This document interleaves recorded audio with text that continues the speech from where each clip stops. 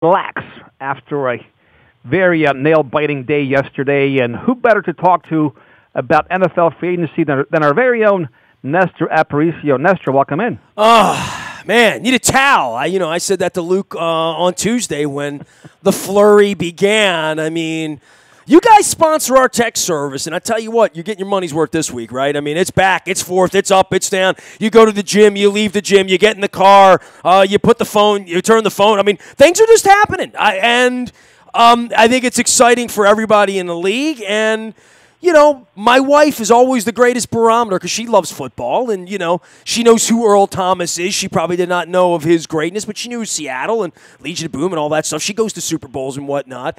And I said, and Luke and I said, he's a Hall of Famer. You know what I mean? Like, I don't, they've just traded for sort of kind of Ed Reed, traded Flacco and all these guys. Traded is the wrong word, but you know what I mean?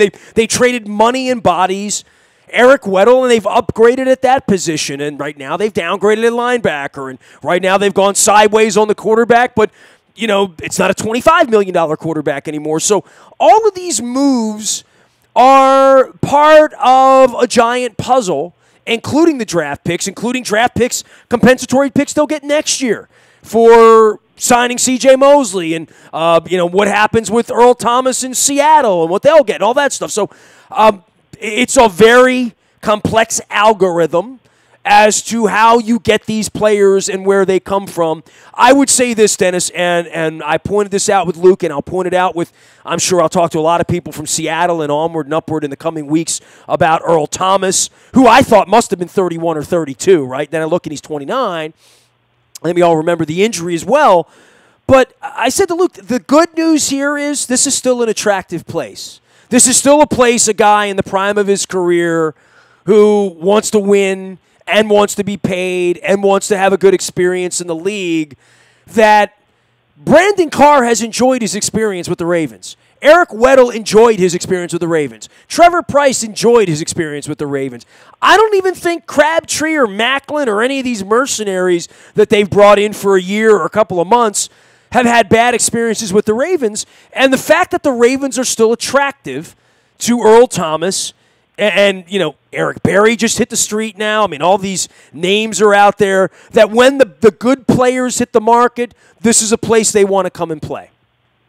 Well, to your point, John Brown even said what a great place this was. And here's a receiver that once Joe Flacco hurt his back and no longer started, kept his mouth shut, blocked when he was supposed to, and, again, left town with his head high and a $27 million three-year contract to the Bills. But still, he's same thing, Nestor. He followed suit in terms of how he talked about the organization, the way he was treated, first-class operation, and I think that speaks volumes.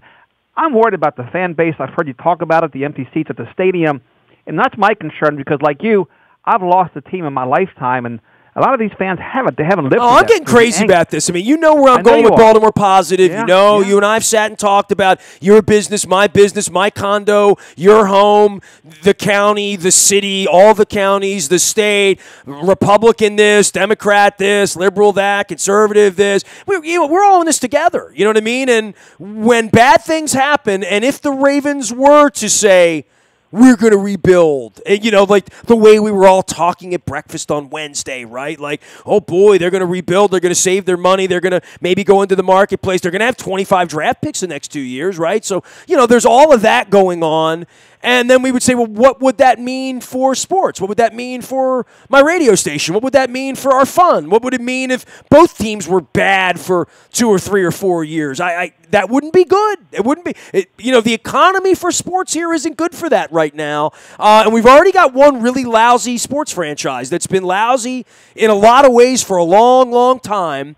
And we can't afford the Ravens to put a 4-12 together. You know what I mean? And it feels like they're rowing the boat toward 10-6 in draft picks. I mean, you never have to rebuild so much in the NFL because you get a draft every year, right? Like, and if you do your work the right way and you're good at that, if you're good at that part of it for 2 or 3 years, you get 3 or 4 starters every year, right? Literally. And within 3 or 4 years, you have fielded an NFL team, a team that should be capable with a quarterback, with some good fortune, with some, decent signings and deft maneuverings of keeping the best players and signing your Marlon Humphreys ahead of time so you don't lose players, you can rebuild. The Rams were in the Super Bowl. They were dog meat this time 2 years ago, right? Literally. Well, same thing with the Browns now. Much ado has been made about them and all the ton of people they're bringing in, and they still have a ton of draft picks. They have a young quarterback. But again, they've been building this thing for the last 3 or 4 years. This is not accidental, and it speaks to the cyclical nature of the NFL, except with the Ravens, like you said. The Ravens never rebuild. They retool what they are doing, but they reload, but they never rebuild. We've never gone 2-14 or 3-13 or 4-12 even. Well, I don't know what the fan base would do with a 3-13 backed up by a 5-11 or the other way around, right? I mean, the other part about this, Dennis, and I wasn't there last week for the Underwear Olympics, and you know that. And one of the interesting parts of being there is when Luke and I walk around from bar to bar at 10 o'clock at night, we walk around from, convention room to convention room at 10 o'clock in the morning, all of the scouts and the coaches all have their gym gear on. That has their Jets logo on it or their Redskin hat. They all wear gym wear. It looks like a basketball convention in that way.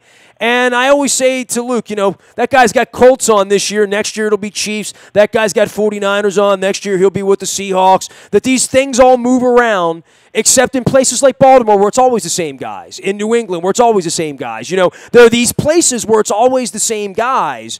And DeCosta and Harbaugh and I'm whiteboarding now with my Baltimore Positive and what I'm doing with the new platform. I literally, to the right of my studio, and you've been in here before, I have a big white wall, and I'm whiteboarding now. I stole the whiteboards from the basement out at the radio station. And I think that DeCosta and Harbaugh get a whiteboard right now, right? The whiteboard only has a few parts, right? It has Lamar Jackson sort of kind of in the middle, right? It has sort of Marlon Humphrey in that next space. They have a kicker and a punter that they can continue to live with, and they have. But they have a lot of white space in that painting right now because they have a lot of leeway. And they know that they're going to be going to the Combine next year wearing purple. And probably the year after that. That they have time on their clock that a lot of other coaches on the hot seat, GMs on the hot seat, I've got to win right here, right now. They don't have that going on, and Ozzie never had that. Harbaugh's never really had that. Billick never really had that. All that fire that goes on with win or else you're fired.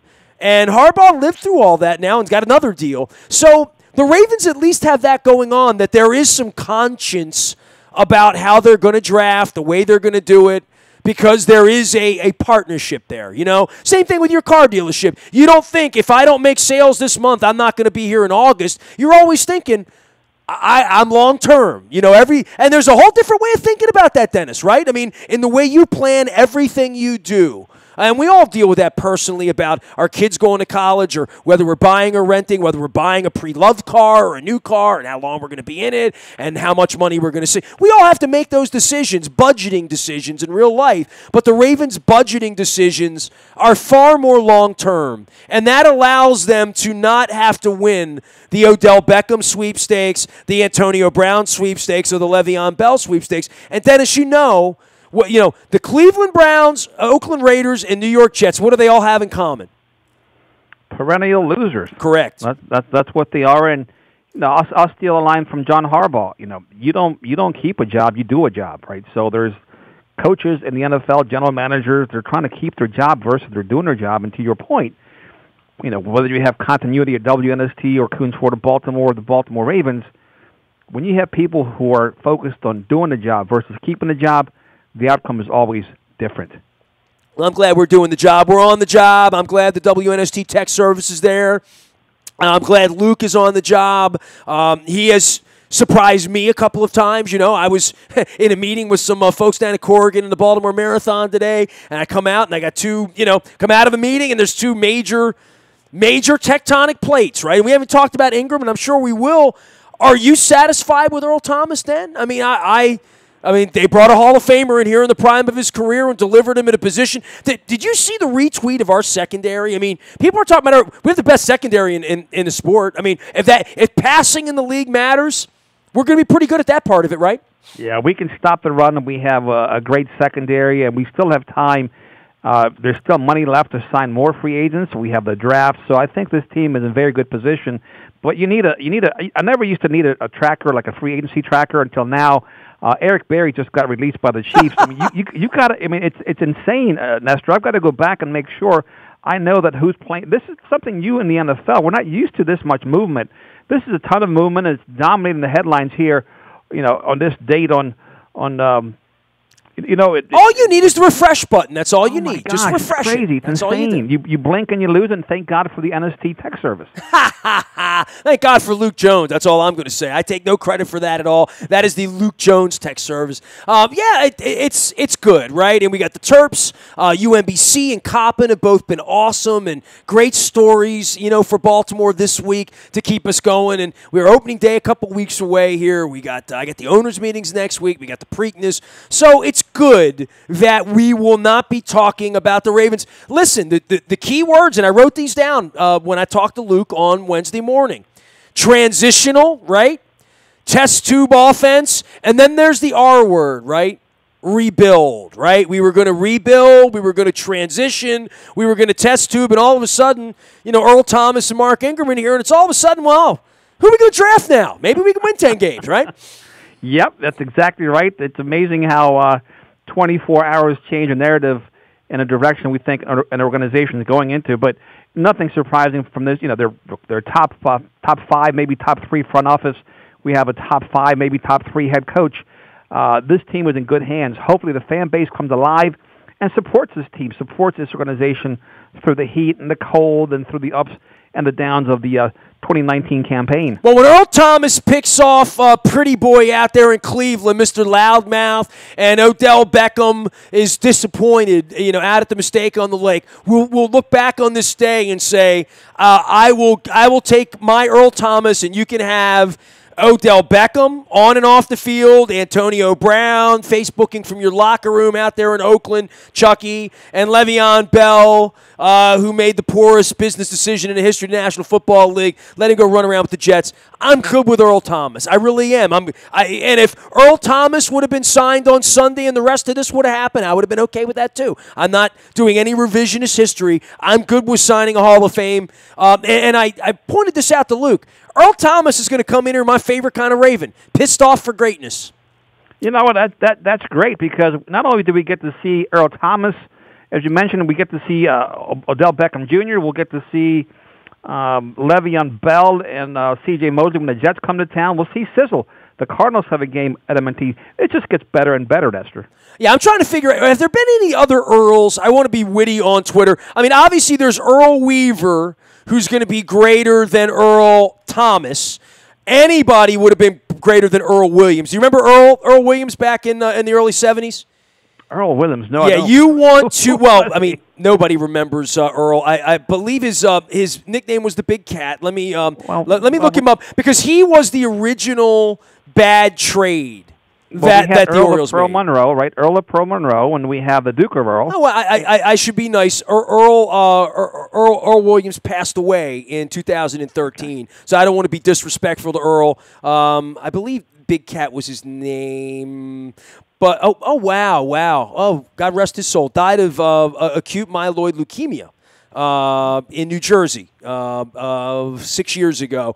Earl Williams was dealt over to the Orioles in the big Atlanta Braves trade.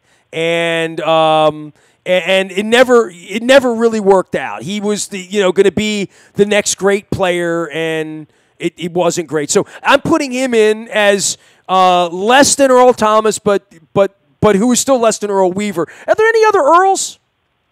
Like I said, the Duke of Earl and Earl of Pearl, but Earl Thomas does have a nickname. It's the Deuce. His nickname is Deuce, D-E-U-C-E. Earl the Pearl. Okay, so we got to put him in there. He's probably above Earl Thomas right now, right, for the time being, or no? For the time being. For the time being. So we're going to go Earl Weaver, Earl the Pearl, Monroe, and then we're going to put Earl Thomas. Any other Earls I'm leaving out here? I want to put the Duke of Earl above Earl Thomas, just for... Okay, entertainment. I'm going to put this according to SSV. I can't take credit for this I don't know who the Duke anymore. of Earl is, but I know it's a song, right? So Duke of Earl. There you go. Duke of Earl. See that we sing, we dance on the show, we do all kind of crazy things. Yeah, well, I can't do the high part. But that's a great song, Duke of Earl. So anyway, all right, there it is. Earl Weaver, greater than Earl the Pearl Monroe, greater than Duke of Earl, greater than Earl Thomas. I think we're being really unfair to Earl Thomas by making the Duke of Earl. Well, he's got to prove himself. He hasn't played it down yet, so he's got to get some street cred. I disagree with this. But I'm going to point that out. I'm going to say it's according to you, but I would have Earl Thomas ahead of Duke of Earl. There you go. Okay, man. There you go. Hey, have a great weekend. The Ravens are back in this thing. It took them 4 hours to rebuild. I mean, $6 million man took more than that. I think Bionic Woman probably is less. Absolutely. Great stuff, Nestor. As always, be well. We'll check back with you again next week. We can rebuild it. We can rebuild it. Take care. There he goes, Nestor J. Aparicio here in 1570 AM WNSD. We'll be back right after this. It's time for you to hashtag Get Famous.